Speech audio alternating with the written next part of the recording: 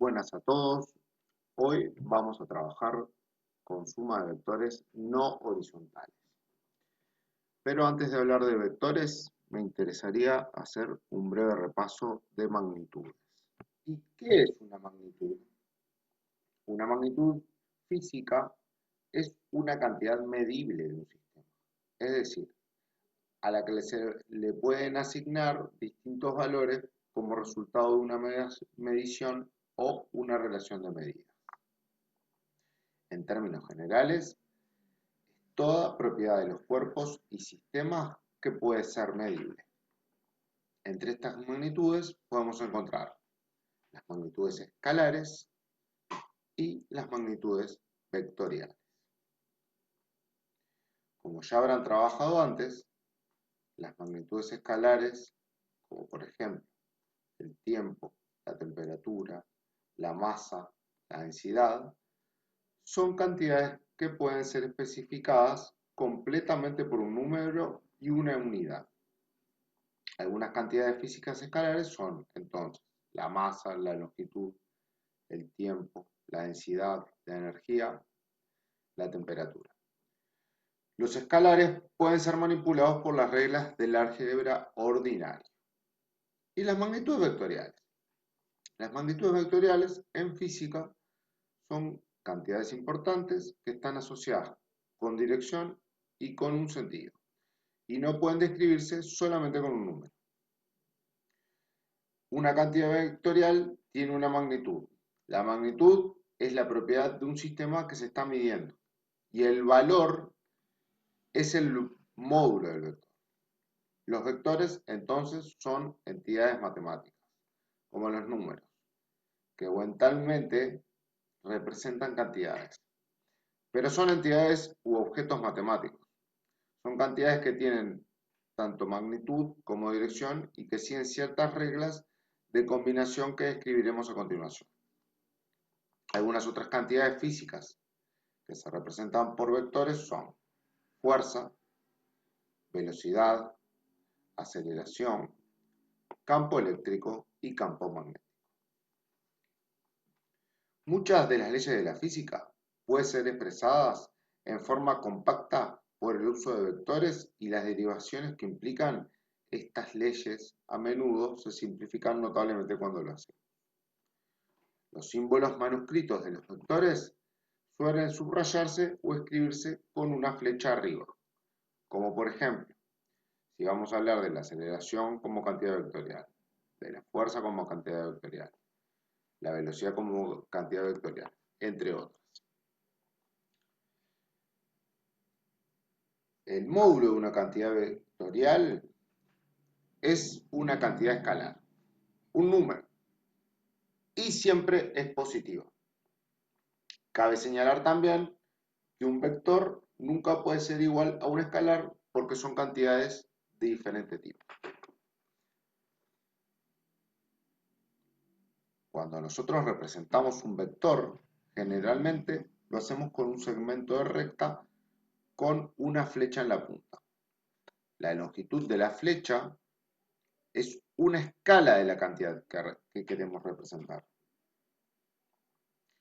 La utilidad de las escalas, que sirve para respetar las proporciones, por si queremos representar, por ejemplo, una fuerza que es el doble de la que ya tenemos, la longitud de su vector debe ser el doble de la que ya tenemos. En esta página que se llama fed.edu y en este simulador que se llama Vector Addiction, vamos a empezar a trabajar la suma de vectores, el método gráfico de la suma de vectores. Entonces, para representar un vector, como habíamos dicho, trazamos un segmento de recta con una flecha en la punta. ¿Qué características debe tener esta flecha? Este segmento de recta con punta flecha, que la longitud debe ser proporcional al módulo del vector. Y la dirección que nosotros le damos es la dirección que tiene ese vector, con la punta indicando el sentido. En este caso, está dado por el ángulo θ,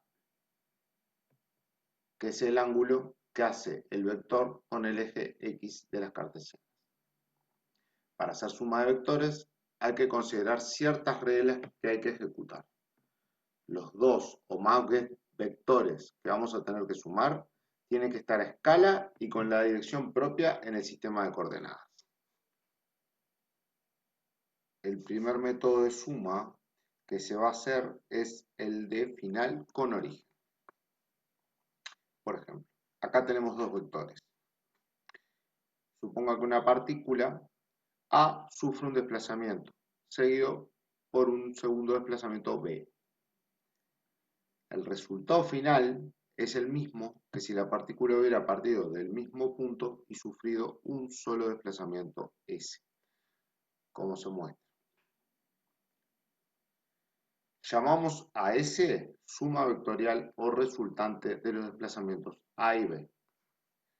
Expresamos esta relación simbólicamente como C igual A más B. Entonces se pone punta con punta y la suma de los dos vectores vendría a ser en este caso la resultante. La suma tiene una propiedad que es la propiedad conmutativa. O sea que es lo mismo sumar A más B que B más A. Simplemente la suma da lo mismo. El resultado será el vector S. No interesa la dirección que tenga ninguno de los dos vectores, siempre que pongamos origen con final, la suma vectorial va a ser la unión de este final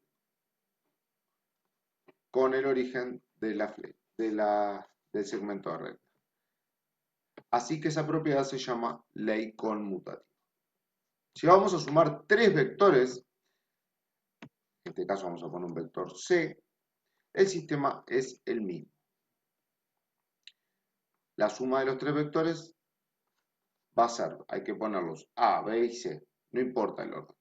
Puede ser ACB, CBA. Nos va a dar siempre el mismo resultado. Lo que hay que poner es final con origen. Estas leyes no aseguran que haya diferencia en el orden o agrupamiento en el que sumemos los vectores. La suma es la misma. A este respecto, la adición vectorial y la adición escalar siguen las mismas reglas. Otro método que tenemos de suma de vectores sería el método del paralelogramo. Yo voy a dibujar un vector A que mide 12 centímetros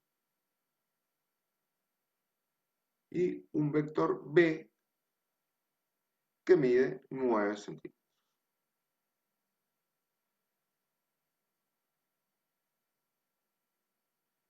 Con el método del paralelogramo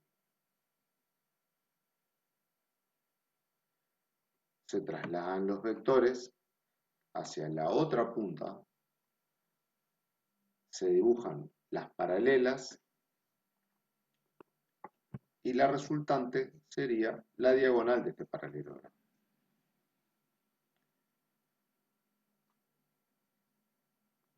Estos son los dos métodos